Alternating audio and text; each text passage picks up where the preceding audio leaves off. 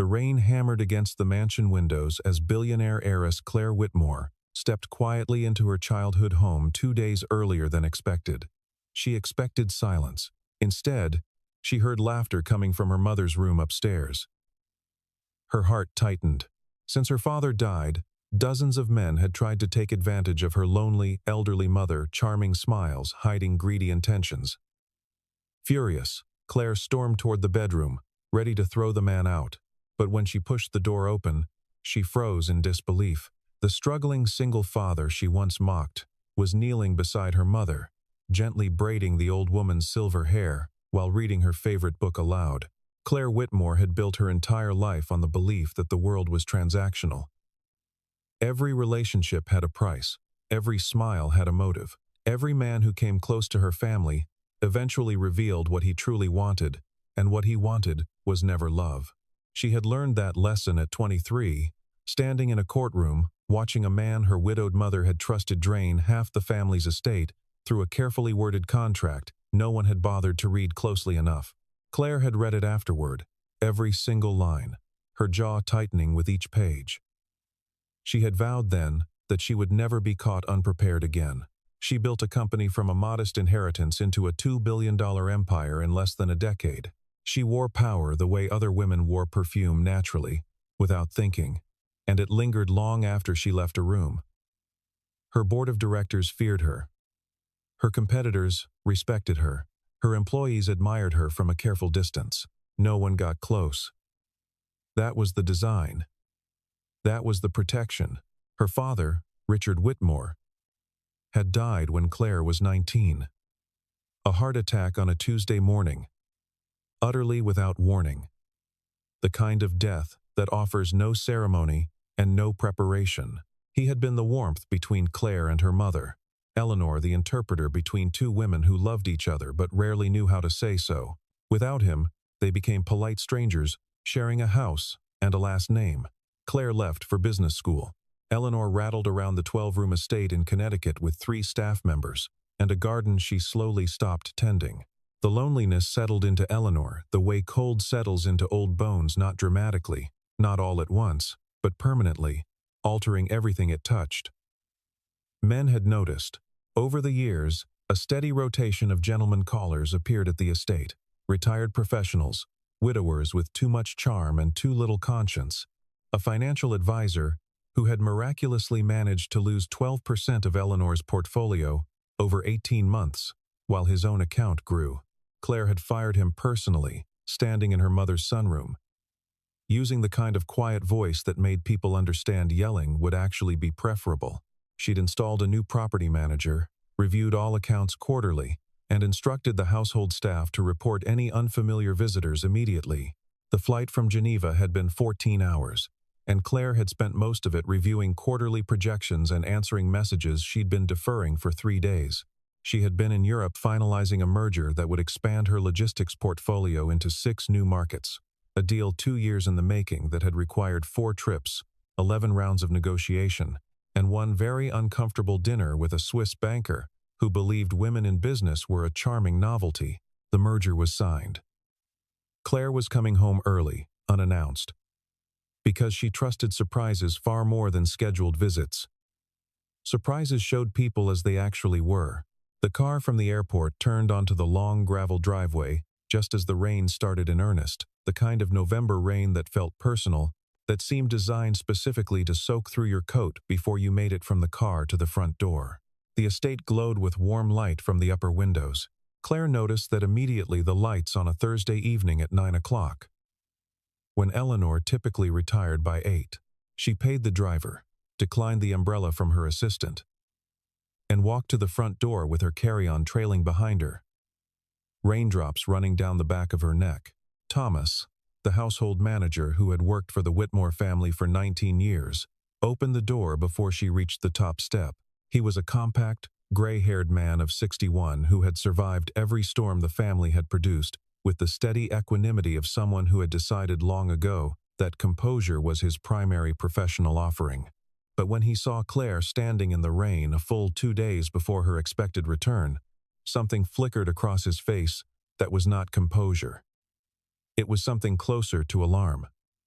"Miss Whitmore," he said, stepping aside quickly. "We weren't expecting you until Saturday." "I know," Claire said, handing him her wet coat. "That's the point." She was already looking toward the staircase. From somewhere above, she could hear it, the low, warm sound of laughter. Her mother's laughter. A sound Claire had not heard in years, not genuinely, not like this, and it landed in her chest with a strangeness she couldn't quite name. She stood at the bottom of the stairs and listened. And what she felt was not relief. What she felt was suspicion. She took the stairs 2 at a time. The hallway on the second floor was lined with framed photographs of the family's summer vacations, Christmas mornings, the kind of evidence of happiness that a house accumulates over decades. Claire barely glanced at them. She stopped in front of her mother's bedroom door and listened. A man's voice, low and even. Her mother's voice, lighter than Claire had heard it in years. The sound of a page turning. Claire pushed the door open without knocking. Eleanor Whitmore sat propped against a mountain of pillows in her wide 4-poster bed, silver hair loose around her shoulders, her face soft and animated in a way that made her look, briefly, like the woman Claire remembered from before. Beside the bed, kneeling on the floor with evident comfort, as though he knelt in this exact spot regularly, was a man Claire did not recognize. He was perhaps 35, with dark circles under his eyes that spoke of chronic exhaustion, wearing a plain gray sweatshirt that had been washed too many times. He was holding a book open with one hand, and with the other, he was carefully braiding a thin section of Eleanor's silver hair, his fingers moving with a gentleness so practiced it looked almost habitual. The book, Claire could see, was a dog-eared copy of Jane Austen's Persuasion, her mother's favorite. The spine broken and retaped 3 times over the decades. The man looked up when the door opened. He did not startle. He met Claire's eyes steadily, and she saw in his face neither guilt nor surprise, only the particular tired patience of someone who had dealt with difficult things long enough that one more difficult thing simply joined the queue. Claire stood in the doorway for a moment that stretched into several moments. Then she said, her voice carrying all the coldness she had spent 20 years perfecting, "What are you doing in my mother's room?" Eleanor turned her head and said, "Claire, darling, you're home early." Claire did not look at her mother. She looked at the man on the floor, still holding the book, still halfway through braiding her mother's hair. And she asked the question that had been the organizing principle of her adult life, the question she asked every new presence that appeared near the people and things she was protecting. Her voice was quiet. It was always quieter when she was most serious. "What are you planning to take from my mother?" His name was Daniel Hartley. And he did not answer her question right away. He placed the book carefully face down on the nightstand, finished the small section of braid he had been working on with the focused patience of a man who believed a thing worth starting was worth finishing, and then he stood up from the floor in the slow, careful way of someone whose knees hurt at the end of long days. He was not tall. He was the kind of man who occupied exactly as much space as he needed, and no more, which Claire found, unexpectedly, more unsettling than bluster would have been. He said, "Nothing," and then he said good night to Eleanor, who patted his hand, and he walked past Claire in the doorway with the quiet of a man who had decided, long before this particular evening, that he was not going to be made to feel small in a place where he had only ever tried to be useful. Claire stepped aside. She watched him go down the hallway. She turned back to her mother, who was looking at her with an expression Claire had not seen in years, a kind of patient disappointment. The look of a woman who had hoped for better, and was not entirely surprised to be disappointed. The report from the private investigator Claire hired the next morning took 48 hours to compile. In that time, she learned the following about Daniel Hartley. He was 34 years old, the sole parent of a 6-year-old daughter named Lily, and the widower of a woman named Sarah, who had died of a pulmonary embolism 18 months after Lily was born. He currently held 3 jobs simultaneously: part-time work at a hardware store, freelance carpentry contracts through an app, and weekend shifts at a family diner 3 miles from the Whitmore estate. He had a degree in architecture from a state university that he had not used professionally in 4 years, not since Sarah's illness had consumed their savings and then her life. and then his career prospects in roughly that order. He rented half of a duplex on the east side of town for $940 a month. He drove a 2008 Toyota Camry with a cracked rear windshield. He had no criminal record, no history of civil litigation, no outstanding warrants. He had, according to the investigators' notes, met Eleanor Whitmore approximately 4 months earlier in Riverside Park, where Eleanor walked on Tuesday and Thursday mornings and where Lily frequently played on the swings near the fountain. Eleanor had given Lily a piece of butterscotch candy from her coat pocket. Lily had apparently decided on the basis of this transaction that Eleanor was the best person in the park and had conducted subsequent conversations with her accordingly. Daniel had been polite, then friendly. Then, as Eleanor increasingly appeared at the park alone, and sometimes confused about how to get home quietly helpful, the last line of the investigator's report read, "Subject is currently carrying approximately $62,000 in debt, primarily medical." Claire read that line 3 times. She set the report on her desk, pressed her fingers together, and stared out the window at the garden, where her mother was walking slowly along the stone path with Thomas at her elbow, the two of them moving at the careful pace Eleanor required now on cold mornings when her joints were stiff. Claire thought about the $62,000. She thought about the 3 jobs. She thought about the 8-year-old Toyota with the cracked windshield. She had been right, she told herself. A man that desperate, circling a wealthy woman with early memory problems, the conclusion was obvious. The math was obvious. The motive was obvious. She called her attorney and asked him to prepare a document, a straightforward arrangement, a sum of money, the amount to be negotiated, in exchange for Daniel Hartley removing himself permanently from Eleanor Whitmore's life. Claire had done this before. It was unpleasant and necessary, and usually effective. She expected this to be simple. She arranged to meet him at the estate on Saturday morning.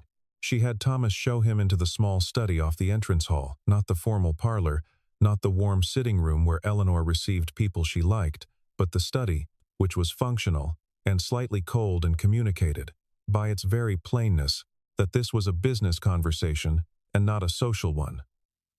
Daniel came in wearing the same gray sweatshirt, or one exactly like it, and he sat down across from Claire's desk without being asked, with the posture of a man who had sat across from authority often enough to have stopped being impressed by it.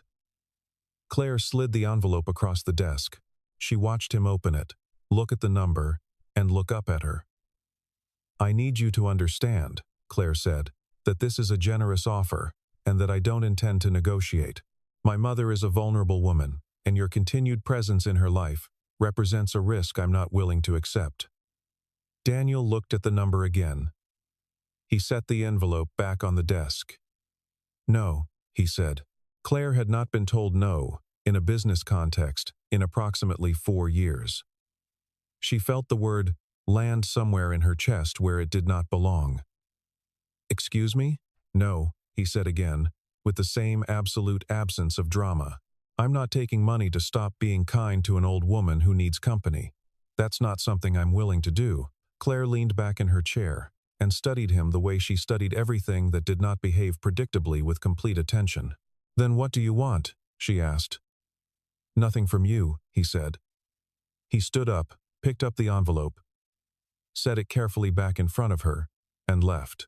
She doubled the amount and had her attorney contact him formally. He did not respond.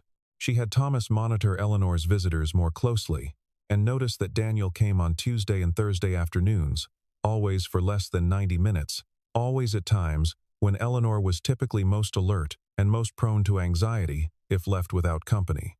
She began to notice other things too. The small carpentry repairs around the house, a cabinet hinge that had squeaked for 2 years. A cracked windowsill on the second landing had been quietly fixed. The kitchen staff mentioned that he sometimes brought groceries from a market across town that carried Eleanor's preferred brand of chamomile tea, which had become difficult to find locally. He never asked for anything. He never stayed long. He always left the house as he had found it, except for the small improvements that appeared like evidence of a different kind of motive than the one Claire had assigned him. Then she saw him at the hospital. She had gone on a Thursday to meet with her accountant at an office 2 blocks from Mercy General.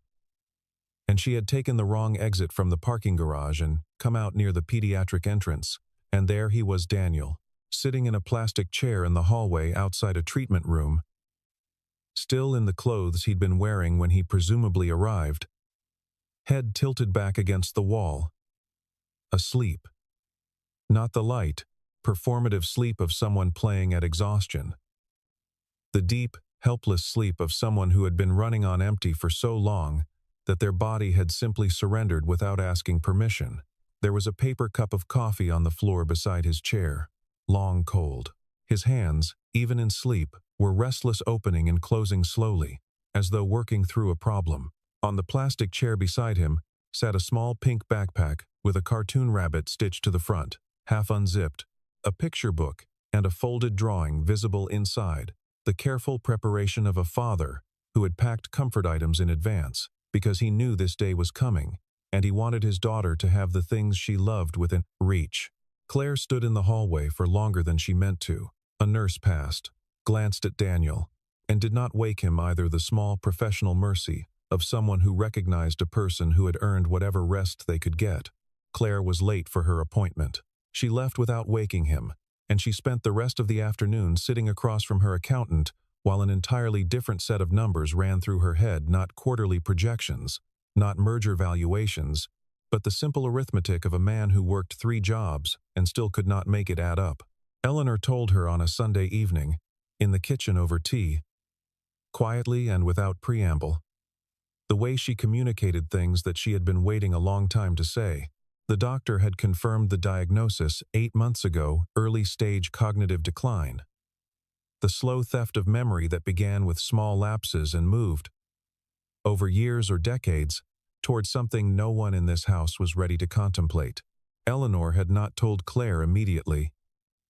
She had told Thomas, who had told her that he would keep the information in confidence unless her safety required otherwise. And he had. Eleanor told Claire now because Claire was home, and because Claire was looking at Daniel the wrong way, and because Eleanor had spent 64 years observing people, and she recognized a misunderstanding when she was living inside one. "He has never asked me for a single thing," Eleanor said, holding her cup in both hands. "Not money, not favors, not introductions. He comes, he reads to me, he fixes the things I forget are broken. He makes sure I've taken my tablets. And then he goes home to that child." She paused. "I have watched many men approach this family looking for something. I know what that looks like, Claire. This is not what that looks like." Claire looked into her tea. "You're vulnerable," she said. "That's not a criticism. It's just I'm also not an idiot," Eleanor said, and her voice was gentle but final, the way it had always been when she was absolutely certain of something. Not yet. The next morning, Claire asked Thomas privately what he had observed over the 4 months of Daniel's visits. Thomas, who was constitutionally incapable of dishonesty with the Whitmore family, told her with his usual careful precision. Daniel had never entered any room of the house without Eleanor's invitation or Thomas's accompaniment. He had never asked questions about the estate's finances or property. He had once, when Eleanor had become confused during a particularly difficult afternoon, sat with her for 3 hours talking about her garden until she was calm again. And then he had called Thomas to let him know she'd had a difficult day before he left. Thomas folded his hands and said, "In 19 years with this family, Miss Whitmore, I have observed a great many people in this house. Mr. Hartley is not what you think he is." Claire nodded once, dismissed Thomas with a look, and stood at the kitchen window watching the frost on the garden for a long time. Somewhere inside the tight architecture of her certainty, something shifted, not dramatically, not completely, but enough to leave a crack through which other possibilities could begin, however reluctantly, to enter. She found out about the house on a Wednesday, not from Daniel, not from any person who knew him from a property listing that her assistant had flagged as part of a routine neighborhood property review the estate's attorneys conducted quarterly. The address was 43 Birchwood Lane, a small Cape Cod, in a modest neighborhood, 15 minutes from the Whitmore estate. It was listed at $212,000. The listing agent was Daniel Hartley. The listing description noted the property was being sold in as-is condition and that the seller was seeking a quick close. The investigator confirmed what Claire had already begun to suspect. Daniel had been on a waiting list for Lily's cardiac procedure, a valve repair that her cardiologist had been monitoring since birth and which had now become urgent for 11 months. The cost, after the portion covered by his limited insurance, was $118,000. He had saved $31,000. He had borrowed what he could from the credit available to a man with 3 part-time jobs and an architecture degree he hadn't used in 4 years. The house, the only significant asset he owned. The house he had bought with Sarah before Lily was born. The house he had fixed and improved and paid into for 6 years was the remainder. He had calculated it down to the dollar. The sale would cover the gap, with approximately $4,000 left over. He had arranged to move Lily into a rented room in a colleague's house after the sale. He had arranged this without telling anyone, without complaint, without asking for help from the woman whose mother he visited twice a week and whose floors he had regrouted in the downstairs bathroom without mentioning it to anyone. Claire sat in her car in the parking lot of the property management firm for 11 minutes after the investigator's call ended. She was not a woman who cried. She had not cried since her father's funeral. And even then she had waited until she was alone, in the car, on the way home from the cemetery. She did not cry now, but something in her chest was doing something that felt adjacent to it. Something she didn't have the vocabulary for because she'd spent 20 years making sure the vocabulary remained unnecessary. On the drive home, she passed the street where the hardware store was. She did not stop, but she slowed down, just slightly, without meaning to.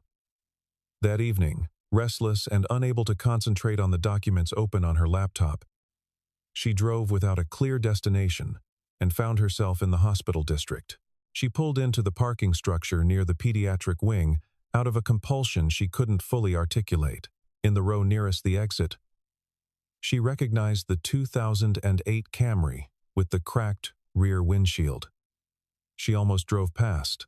Instead, she parked 2 spaces over and sat for a moment, and then she saw him through the fogged glass, Daniel in the driver's seat, upright this time, awake, eating instant noodles cold from a paper cup with a plastic fork, the kind you found in a convenience store, the kind that tasted of nothing and cost 99 cents.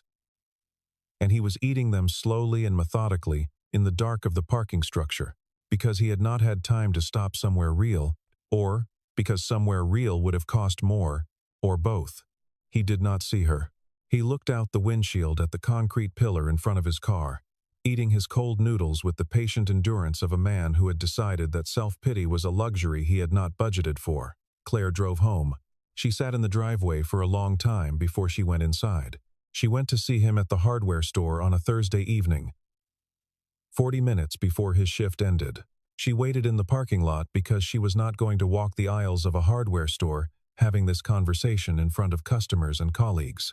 He came out at 7, saw her car, and stopped for a moment before he walked over and got in the passenger seat without being asked, because she was learning, a man who got on with things. She told him she knew about the house. He looked at the dashboard. She told him she wanted to pay for Lily's surgery. He was quiet for a moment. And then he said, with the same measured patience he brought to everything, "No." Claire pressed her eyes closed briefly. "Daniel," she said. And it was the first time she had used his first name, and she heard herself use it, and noted the way it felt different from Mr. Hartley, less armor, less distance. "I'm not doing this because I feel sorry for you. I'm doing this because you feel guilty," he said. Not unkindly, just accurately. The word landed. Claire looked at the windshield. Outside, the parking lot lights hummed orange in the dark. "Maybe," she said. He said, "People like you and I don't mean that as an insult. I mean people who have what you have. You solve things with money, because that's the tool you've got.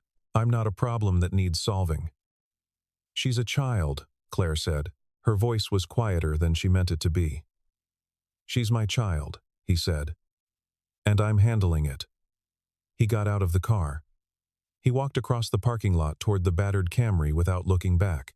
Claire sat in the parking lot until the hardware store's lights went out. 2 weeks later, Eleanor fainted in the upstairs hallway. Thomas found her and called Claire before he called the ambulance, which was the correct order of priority for a man who understood that Claire Whitmore needed to hear news firsthand, or she spent the subsequent hours certain that the truth was being managed. The ambulance arrived at the Whitmore estate at 2:17 in the afternoon on a Tuesday. Claire was in a board meeting when her phone lit up with Thomas's name, and she walked out of the room in the middle of a sentence, which she had never done before in 20 years of board meetings, and which caused the remaining board members to sit in uncomfortable silence for several minutes. She was at the hospital in 40 minutes. Eleanor was conscious, pale, and embarrassed by the fuss, and her cardiologist said it was a blood pressure episode consistent with her recent history and that she would need to be monitored overnight. Claire sat in the chair beside the hospital bed and held her mother's hand, which she could not recall doing since childhood, and tried to remember how to simply be present without managing or controlling or solving. She was not very good at it, but she was trying. Daniel arrived at the hospital at 4:30.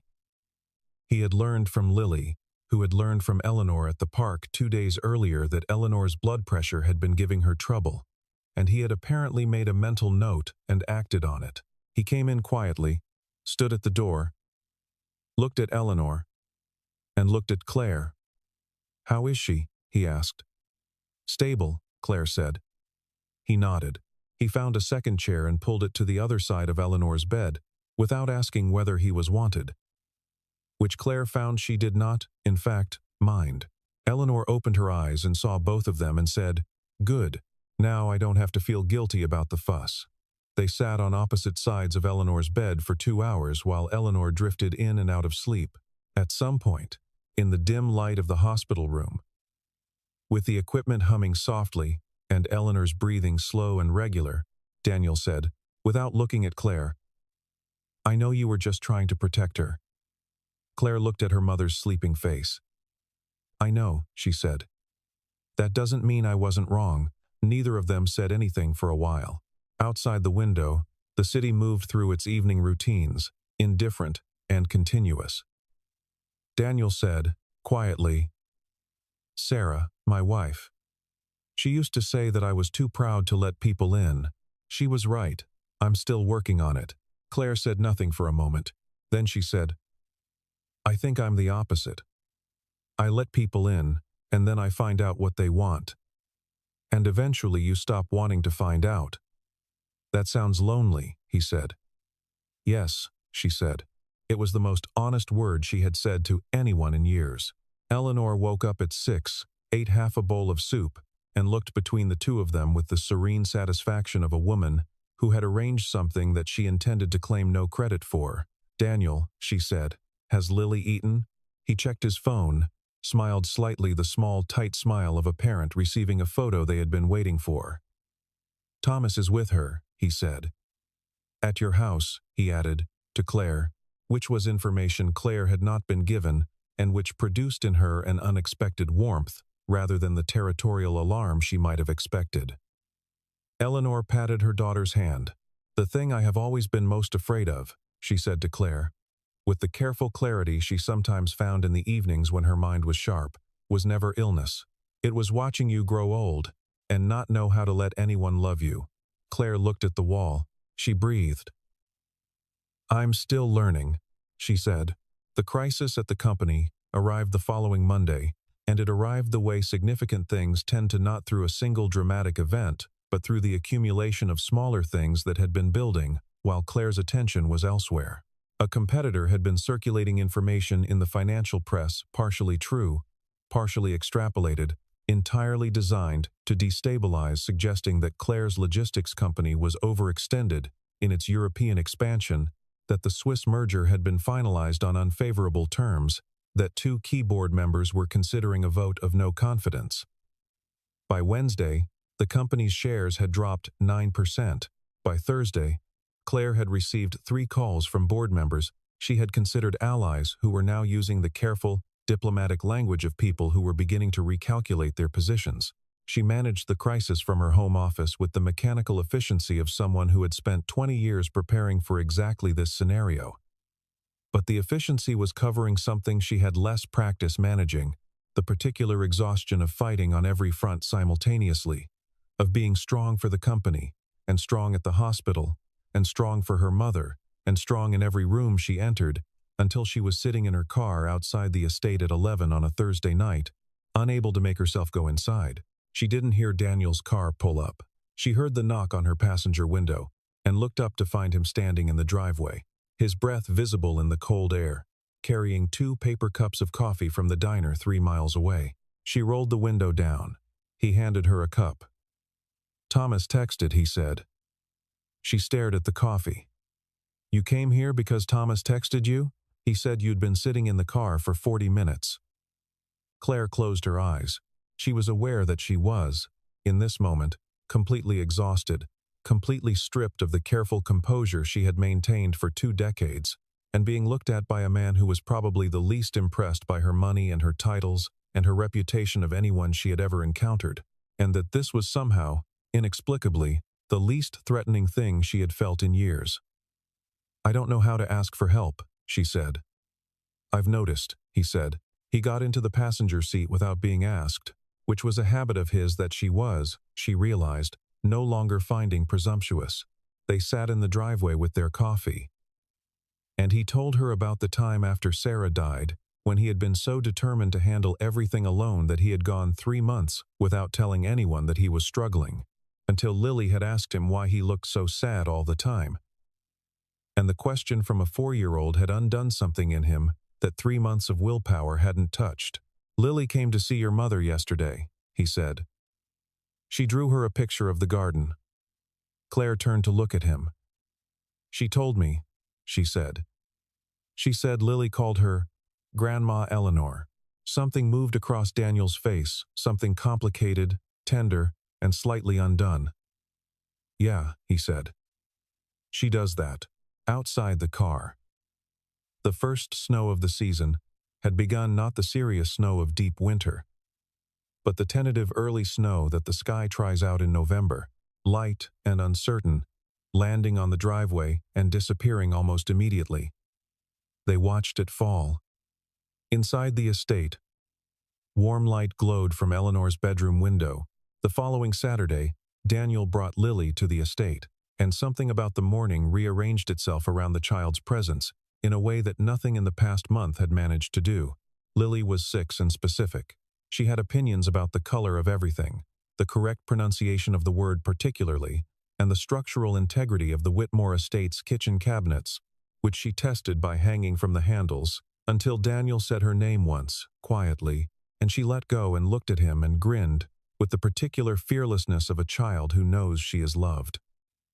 Eleanor sat at the kitchen table and watched with the luminous attentiveness she reserved for things that mattered. Claire stood at the counter and tried to remember the last time she had simply stood in a kitchen without a phone in her hand. Lily announced that they were going to make a cake, and that Claire was going to help, and that the cake was going to have strawberries on it, because strawberries were the best thing. Claire looked at Daniel, who looked back at her with an expression that said, simply, "This is what she is like. And also, I dare you." Claire put down her phone.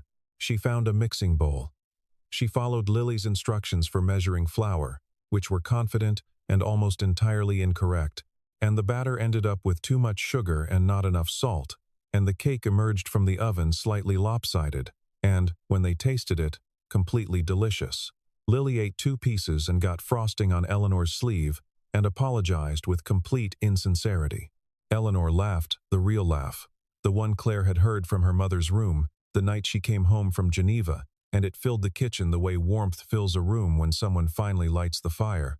Later, when Lily had fallen asleep on the sitting room couch with Eleanor's reading blanket tucked around her, and Eleanor had gone upstairs to rest, Claire and Daniel sat at the kitchen table with the remains of the cake between them, and Claire said, "Her surgery.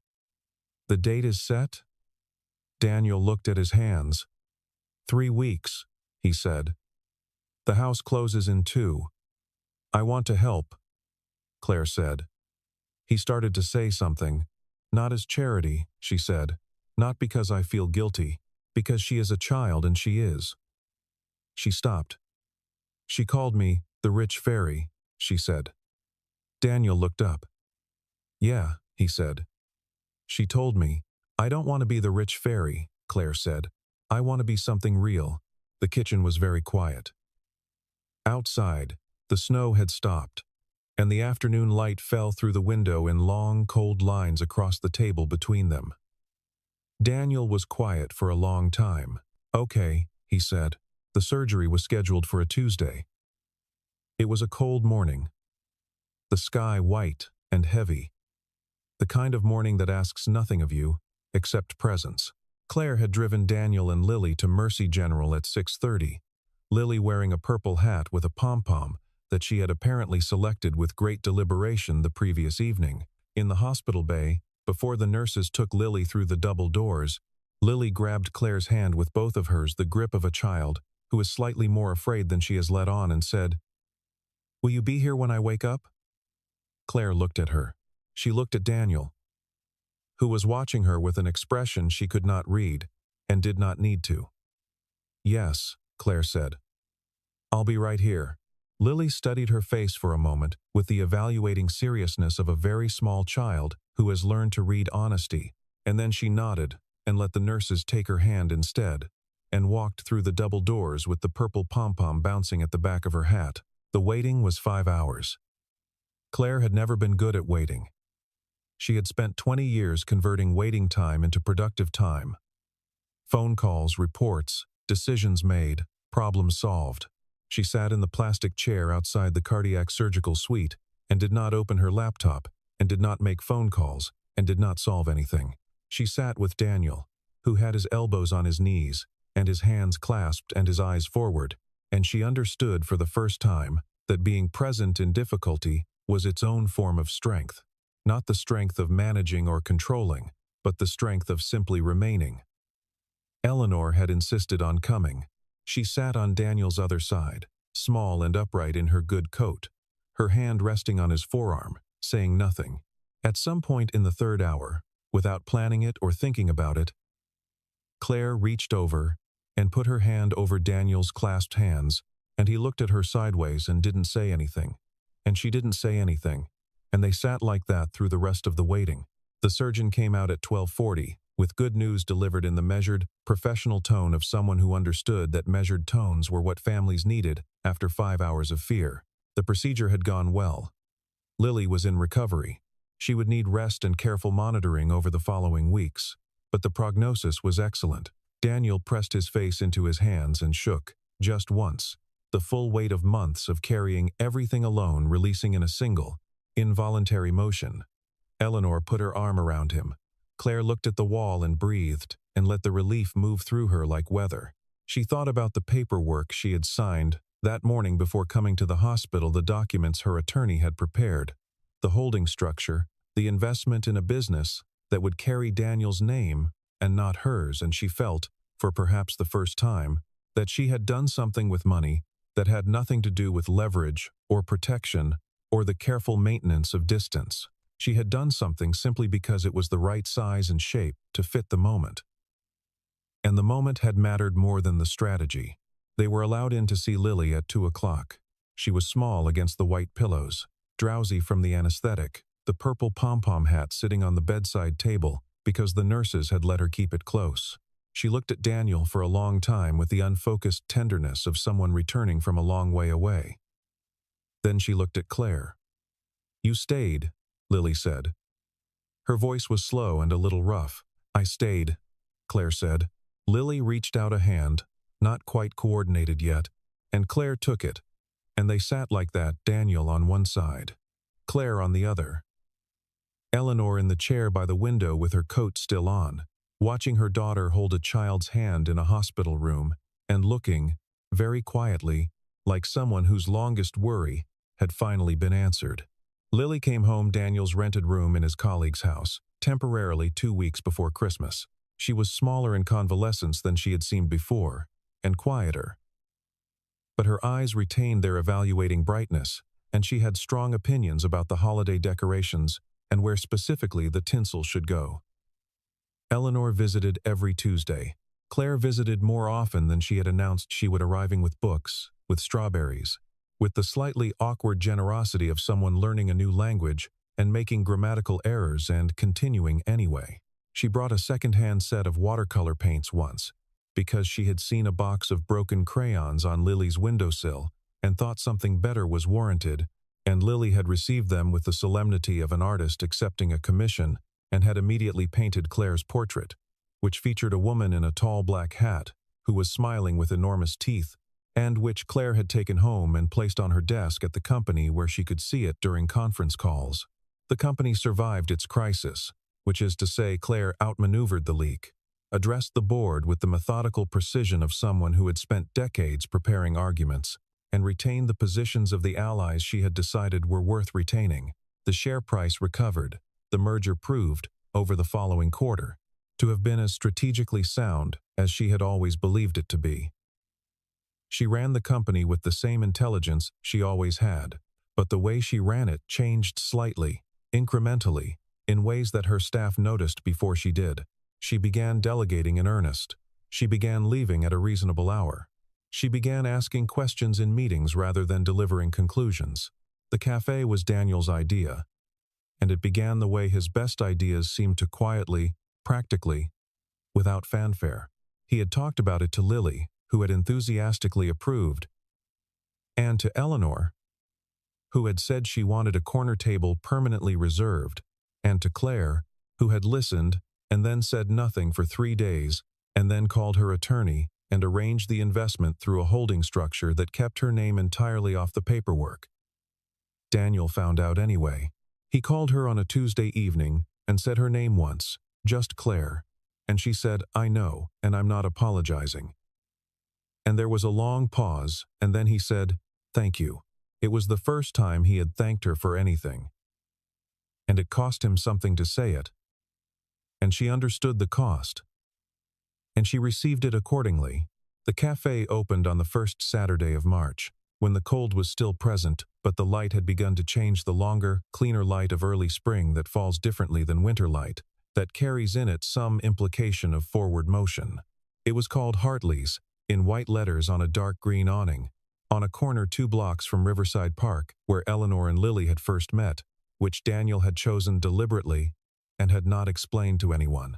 The interior was warm amber light, wooden tables, a corner reading area with a low shelf of books and 2 armchairs angled toward each other, and it smelled of coffee and something baking, as the morning filled with people, of the particular warmth that a room generates when it contains people who are genuinely glad to be there.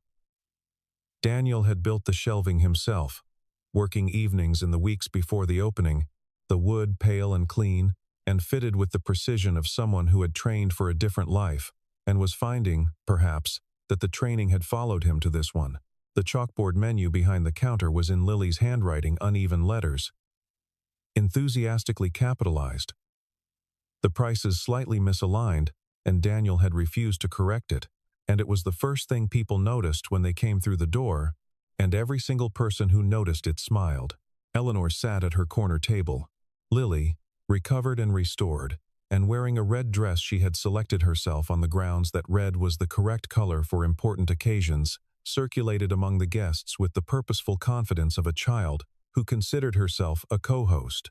She had made a drawing in the previous week crayon, on a large piece of paper taken from Daniel's architecture, supplies that she had presented to Daniel the morning before, with the ceremony appropriate to a significant gift.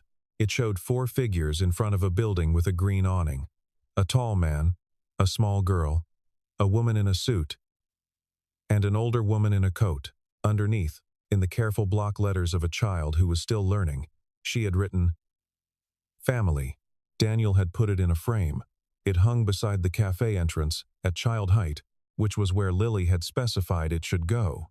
In the late morning, when the cafe was full and the coffee was running steadily, and Lily had found a child her own age among the guests, and was engaged in an elaborate negotiation about something involving the bookshelf, Claire found herself standing near the window with a cup of coffee she hadn't tasted yet. watching the street where the first suggestions of spring were visible, in the way people moved coats still on but unbuttoned, faces turning slightly upward, the collective unconscious recognition that the long cold was ending. Daniel came to stand beside her. He had flour on his sleeve from something that had happened in the kitchen an hour ago and had apparently not yet been addressed. He stood beside her and looked out at the same street she was looking at. Inside the cafe, Eleanor's laugh carried over the noise of the room, real, warm. The laugh that sounded like before. Lily shrieked with the pure, unqualified joy of a child at play. The amber light held everything. "This is good," Claire said, not to the room, not to the cafe, not to the morning, just to the air between them, which had, over the preceding months, become a different kind of space than it once was. Daniel looked at her sideways, the particular look she had come to recognize as his version of a smile, slight, unhurried, as certain as he was about things he had thought through and decided. Outside, the snow that had been forecast had begun to fall light and soft, the kind that melts on contact with warmer ground, that exists more as gesture than accumulation. Lily looked up from across the room and pointed at the window with an expression of pure delight. Eleanor turned to look.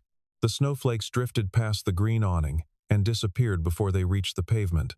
And inside the cafe the warmth held, and the light held, and the sound of the family held, imperfect and assembled from unlikely parts, made of loss and stubbornness, and accumulated small kindnesses, and a child's drawing in a frame by the door.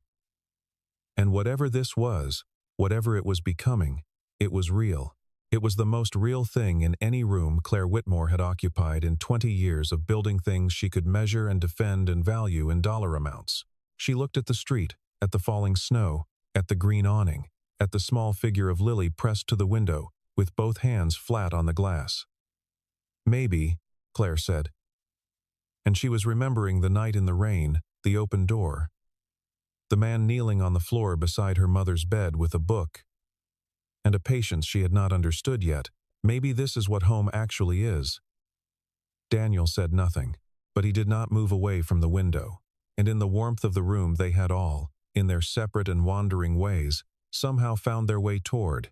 Eleanor Whitmore looked at her daughter and smiled the smile of a woman who had known something for a long time and was glad, finally, to see it known.